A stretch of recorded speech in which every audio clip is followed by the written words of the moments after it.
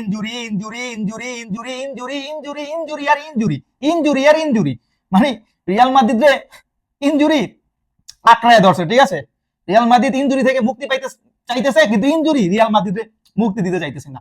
এই অবস্থা এখন যা দেখতেছি ওরকমই মনে হইতেছে। আজকে সেল্তা ভিগোর এগেইনস্টে ওই ম্যাচ আমাদের আশা করতে হইব ভিনির উপর।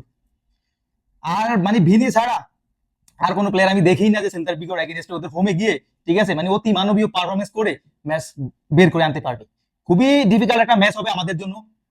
সেল্তা ভিগো ওদের মাঠে বেশ ভালো খেলে, এটা তোমরা যদি দেখো আরো 10-12 বছরের যদি ইতিহাসগুলো যদি দেখো, বার্সা রিয়াল মাদ্রিদের এগেইনস্টে সেল্তা ভিগোর মাঠের খেলাগুলা, রিয়াল মাদ্রিদ বার্সা সেল্তা ভিগোর মাঠে খেলতে গেছে, ঠিক আছে, এই ম্যাচগুলো যদি দেখো তোমরা তাহলে বুঝতে পারবা যে সেল্তা ভিগো ওদের মাঠে রিয়াল মাদ্রিদ বার্সারে পাইলে চেতে ওঠে, ওরা সেদিন ওরাই হয়ে যায় রিয়াল মাদ্রিদ বার্সা। ঠিক আছে, এই জন্য ওদের মাঠে মেইন টিম নিয়ে, মানে ইনজুরি ছাড়া, ঠিক আছে, পূর্ণ শক্তি নিয়ে ওদের মাঠে গিয়া জিতে আসা খুবই ডিফিকাল্ট হয়ে যায় একটা দলের। সেই ক্ষেত্রে আমাদের 10 থেকে 11টা প্লেয়ার ইনজুরিতে, ঠিক আছে, আমরা কিভাবে ওদের মাঠে গিয়ে ম্যাচ বের করে আনবো আমার মাথায় ধরতেছে না। আজকের ম্যাচ বের করতে হলে মানে ভিনির অতি মানবীয় পারফরমেন্স করতে হবে, মানে অতি মানবীয়।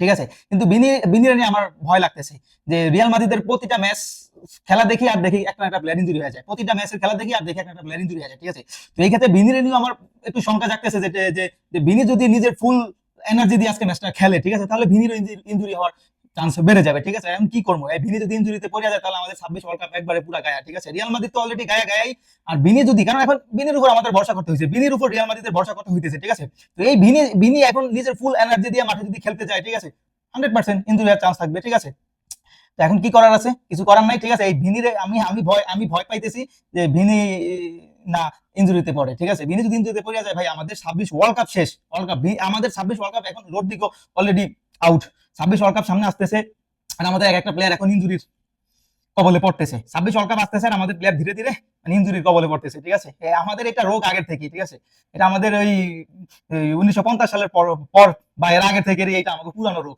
ওয়ার্ল্ড কাপ আসলেই আমাদের প্লেয়াররা ইনজুরিতে পড়া শুরু করে দেয়। ঠিক আছে, তো ওই এই শুরু হয়েছে এমন ব্রুনো গুমারেস ইনজুরিতে, রোডরিগো ইনজুরিতে, ঠিক আছে, আস্তে আস্তে শুরু হইতেছে। ঠিক আছে, তো এখন এই নেইমার ইনজুরিতে। ঠিক আছে, দেখ নেইমার তবুও লাস্টের ম্যাচটা ওর খেলা দেখা বুঝতে পারছি যে না, নেইমার এখন মোটামুটি ফিরে আসছে। তো এখন কথা হচ্ছে যে সামনে ওয়ার্ল্ড কাপ আসতেছে, আর একটা প্লেয়ার যে মিলিত আবার ইনজুরিতে। ঠিক আছে, ওরে ভাই রে ভাই, মানে ব্রাজিল ওয়ার্ল্ড কাপ আসলেই, ঠিক আছে, ব্রাজিলের প্লেয়ারদের কি হয়ে যায় আমি আমার মাথায় ধরতেছে না, কি কমু আমি, আমার মাথায় কাজ করে না আমি কমু কোনটা। ঠিক আছে, তো যাই হোক, রিয়াল মাদ্রিদের জন্য আজকে শুভকামনা রইলো, দেখা যাক কি করে রিয়াল মাদ্রিদ আজকে। আর বিশেষ করে আমি চাই যে ভিনি, মানে রিয়াল মাদ্রিদের জিতার চাইতে আমি সবচেয়ে বেশি যেটা চাই সেটা হচ্ছে যে যাতে ভিনি ফিট থাইকা ম্যাচটা শেষ করতে পারে। ঠিক আছে, ভিনি ইনজুরি মুক্ত থাইকা যাতে ম্যাচটা শেষ করতে পারে।